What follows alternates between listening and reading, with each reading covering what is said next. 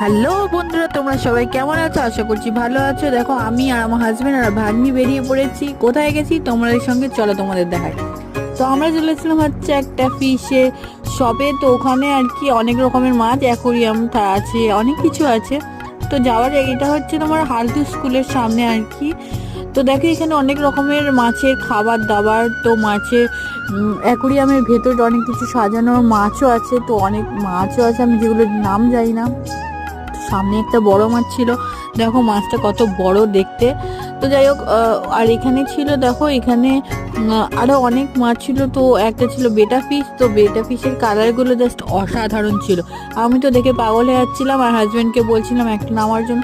তো ওর জন্য আলাদা একটা অ্যাকুরিয়াম কিনতে হবে। তো আমরা অ্যাকুরিয়ামটা কিনে তারপর আমরা ওই মাছটা নেব। তো তার জন্য কথা বলতে গেছিলাম। তো ফাইনালি আমাদের যেহেতু মাছ আছে, তো মাছের জন্য ফিল্টারের জন্য এটা নিয়ে গেছিলাম।